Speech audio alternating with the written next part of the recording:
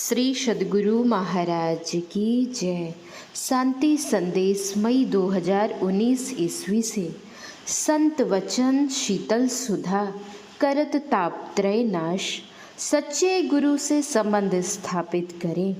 अरे मूर्ख, सच्चे गुरु से संबंध स्थापित कर। तू सदा सोच विचार, उधेड़ बुन या चिंता में क्या पड़ा हुआ है। जैसे किसी को किसी नदी के पार उतरना है तो उसे नाव के केवट से संपर्क करना चाहिए।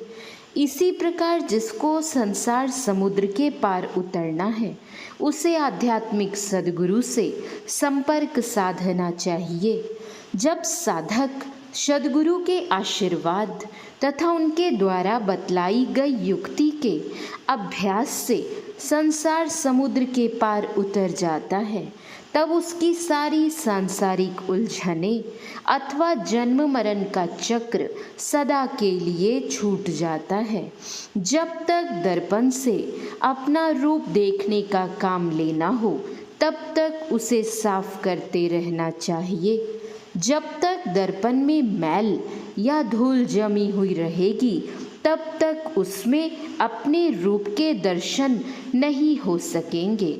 इसी प्रकार जब तक हृदय अपवित्र रहेगा तब तक अपने वास्तविक रूप के दर्शन नहीं हो सकेंगे। अपने वास्तविक रूप के दर्शन के लिए अपने हृदय को सदा मांझते रहना चाहिए। दृष्टि योग के अभ्यास से इंगला पिंगला और सुषुम्ना नाड़ियों के मिलन केंद्र आज्ञा चक्र केंद्र बिंदु दशम द्वार पर जब बहुत मीठे अंतर्नादों की सहनाई बजने लगती है तब अंतः प्रकाश के अनेक रंग रूपों के खेल भी दिखलाई पड़ने लगते हैं।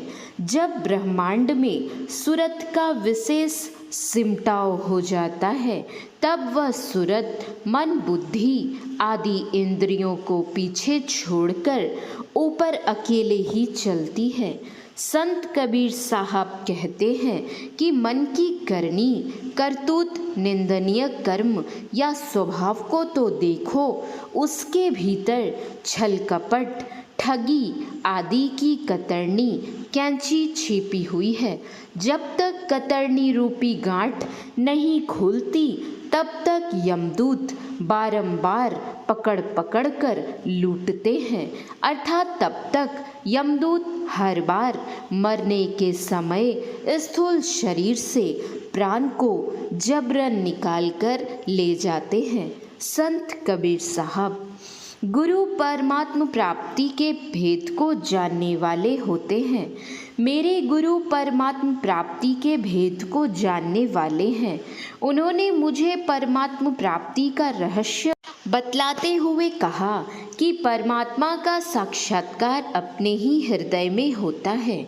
जिन्होंने अपने हृदय में परमात्मा की खोज की उन्होंने उसे प्रत्यक्ष प्राप्त किया। अपने अंदर एक आश्चर्यजनक जपमाला है जिसके दाने मन के सदैव घूमते रहते हैं।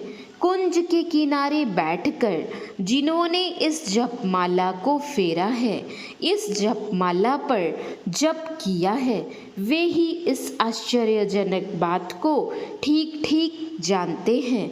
सबके मालिक परमात्मा ने आज्ञा दी है कि किसी भी जीव की हिंसा मत करो, चाहे बकरी गाय हो या अपनी संतान, सबका खून एक सा है, अर्थात सब में एक सा जीवात्मा है। इसलिए उनकी हिंसा करने पर उन सबको एक समान कष्ट होता है। साधारण मनुष्यों की तो बात ही क्या, जितने पीर धर्म के आचार्य पैगंबर ईश्वर के अवतार और औलिया साधु संत हैं, सभी को एक दिन संसार में मरना है। इसलिए मांस खाकर अपने शरीर को मजबूत और मोटा तगड़ा बनाने के उद्देश्य से किसी जीव को नहीं मारना चाहिए। अकारण बेकसूर किसी जीव को मारना अनधिकार चेष्टा है।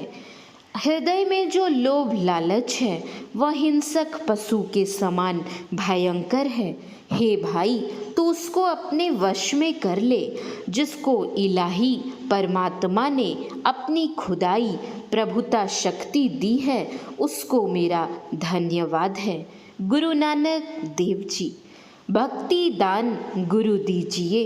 हे देवों के देव, परमात्मा स्वरूप गुरुदेव, आप मुझे अपने चरणों की भक्ति का दान दीजिए। मैं कभी आपके चरण कमलों को भूलूं नहीं। आपके चरण कमलों की मैं सब दिन पूजा करता रहूं।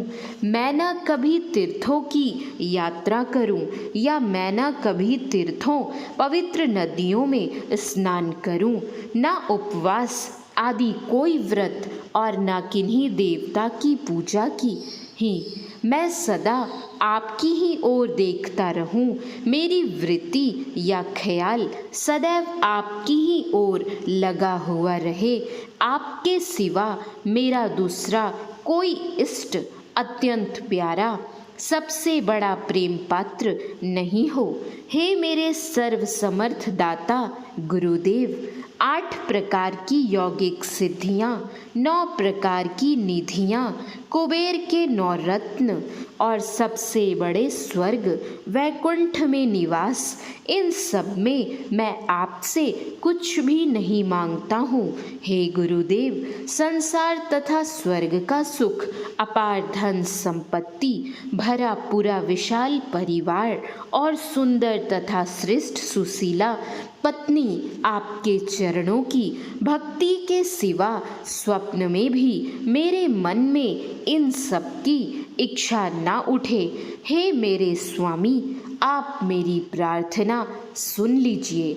मेरे ऊपर पड़े हुए अज्ञानता के आवरण को हटाकर आप मुझे अपने सत्य स्वरूप का साक्षात्कार करा दीजिए और सदा के लिए मुझे अपना बना लीजिए। धनी धर्मदास जी। लाभ कहा, मानुष तन पाए। मनुष्य शरीर पाने से क्या लाभ हुआ जब तो कभी स्वप्न में भी मन, वाणी तथा शरीर से दूसरे के काम नहीं आया।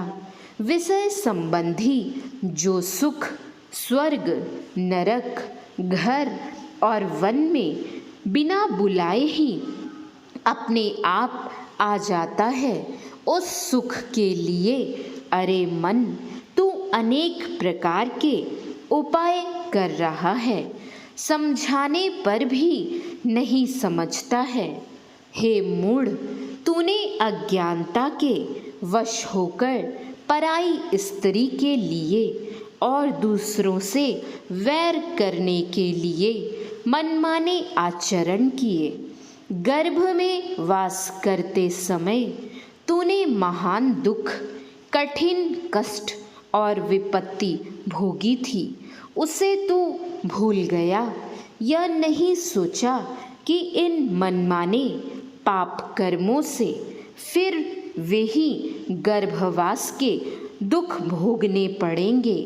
भय, नींद, मैथुन और भोजन करने की क्रियाएं तो संसार में जन्म लेने वाले सभी जीवों में एक से हैं, परंतु तूने तो देवताओं के लिए भी दुर्लभ मानव शरीर को पाकर उससे भगवान का भजन नहीं किया और अहंकार तथा घमंड में उसे व्यर्थ ही खो दिया। जिनकी मेरे तेरे की बुद्धि, भेद बुद्धि नष्ट नहीं हुई और शुद्ध अंतःकरण से जिन्होंने श्री राम में ध्यान लगाए नहीं रखा, उन्हें मनुष्य शरीर रूपी यह सुंदर अवसर निकल जाने पर फिर पछताने से क्या लाभ मिलेगा। गोस्वामी तुलसीदास जी। श्री सद्गुरु महाराज की जय। श्री सद्गुरु महाराज की जय। श्री सद्गुरु महाराज की जय। जय गुरु महाराज।